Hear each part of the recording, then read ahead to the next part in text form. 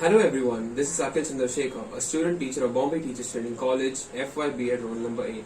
As part of my demonstration for the Science Corner project, today I'll demonstrate the properties of reflection of light in a plane mirror. So let's begin.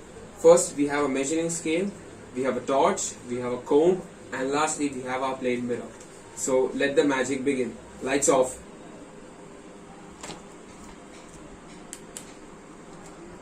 Okay, so as we can see, the incident ray is equal to the reflected ray.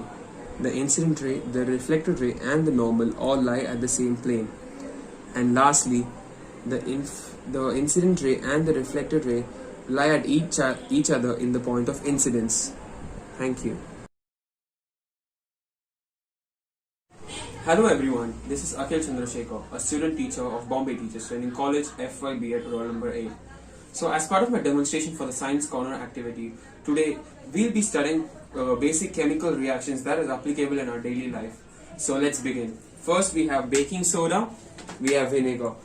Baking soda, the chemical formula of baking soda is NaHCO3, which is known as sodium bicarbonate, and vinegar is CH3COOH, which is known as ethanoic acid.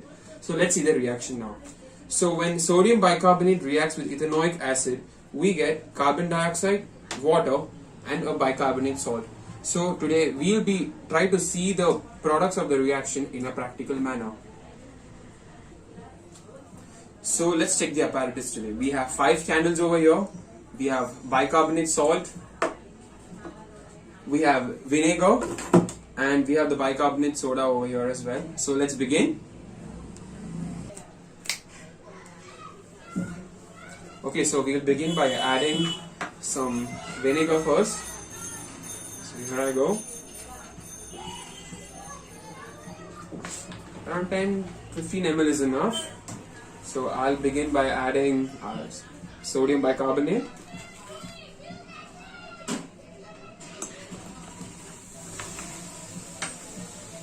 Okay, that's water. Now let's see the magic.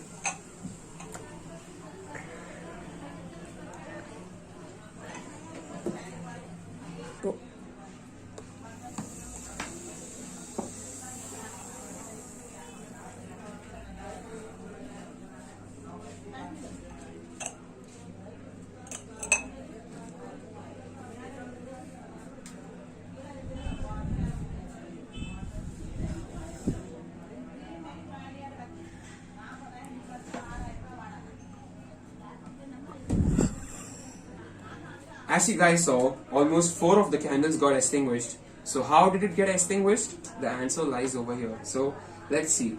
So when sodium bicarbonate reacts with ethanoic acid, that is vinegar, it produces carbon dioxide, water, and a bicarbonate salt.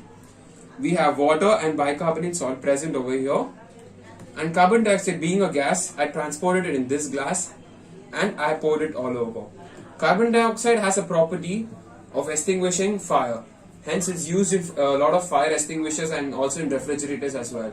So, using carbon dioxide that was emitted from the reaction as a whole, I was able to extinguish the fires. And the last one I was able to extinguish because the carbon dioxide got over. Thank you.